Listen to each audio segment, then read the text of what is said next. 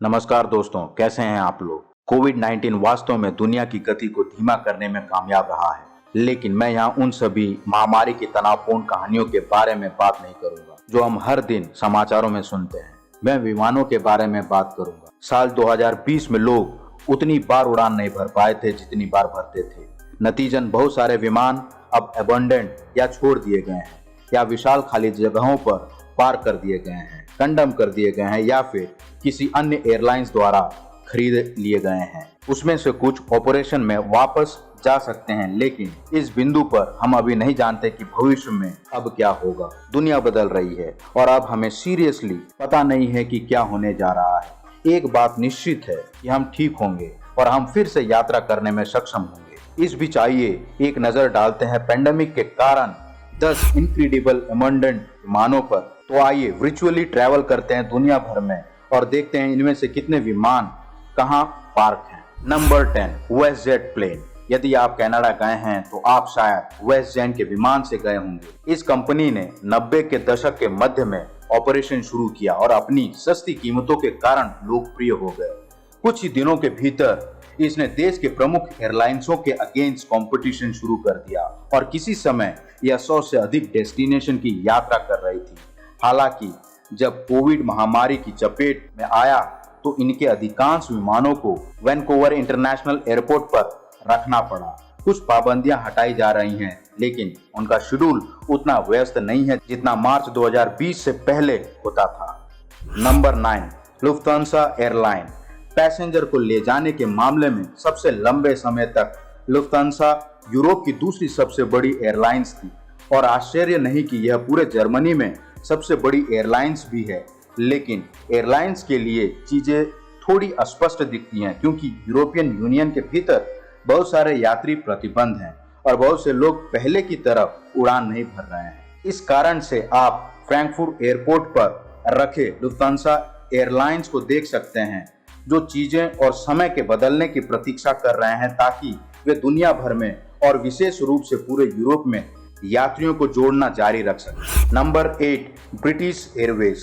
Gatwick airport UK का दूसरा सबसे व्यस्त हवाई अड्डा है, लेकिन महामारी के दौरान यह अबंडेंट विमानों के मामले में सबसे पूर्ण हवाई अड्डों में से एक बन गया है। जरा ब्रिटिश एयरवेज के विमानों को इस बेड़े को देखिए।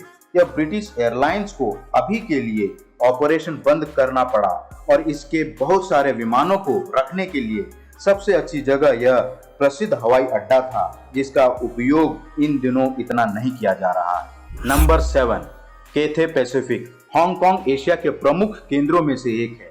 हर कोई जो उस महाद्वीप के भीतर यात्रा करता है उसके कम से कम हांगकांग में रुकने की संभावना होती है, लेकिन इस हब के लिए चीजें उतनी व्यस्त नहीं हैं जितनी आमतौर पर होती हैं। वास्तव में महामारी के दौरान किसी समय डेली पैसेंजर केवल एक ही उड़ान के लिए पर्याप्त थे।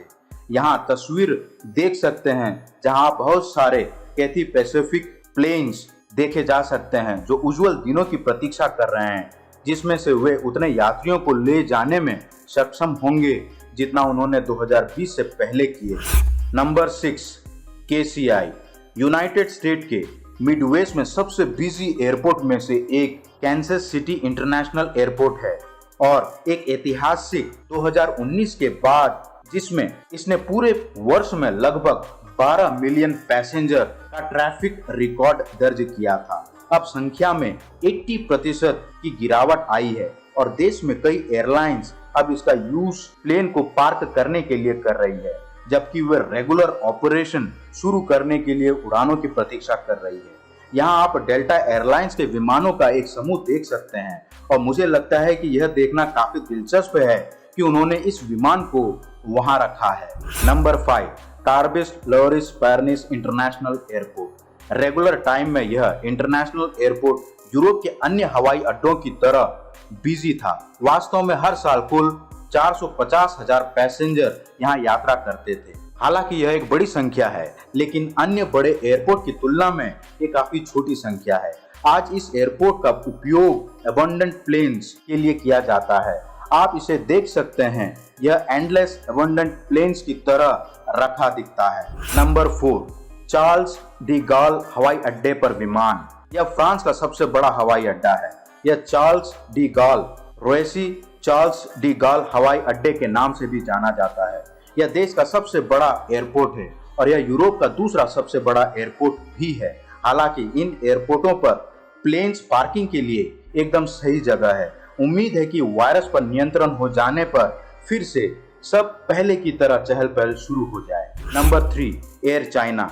चाइना वायरस का अनुभव करने वाला पहला देश है और बिजनेस बंद करने वाला भी पहला देश है और उनके महामारी को रोकने के लिए उन्होंने सब कुछ किया।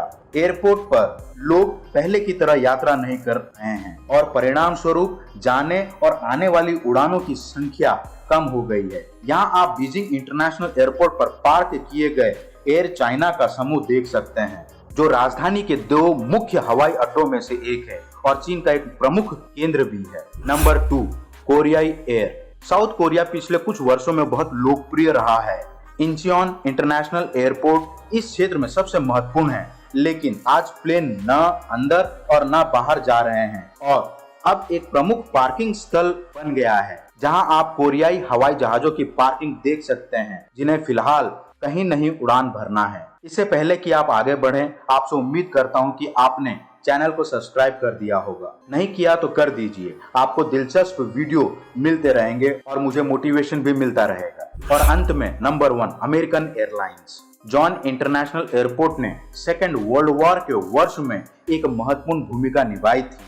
आज यह विमान के रखरखाव के लिए मुख्य स्थान है, जो अब उपयोग में नहीं है। इसके साथ ही मैं उम्मीद करता हूं कि आप सभी सेफ होंगे। तो जल्द ही मिलता हूं एक और दिलचस्प वीडियो के साथ। आप अपना ख्याल रखें। नमस्कार।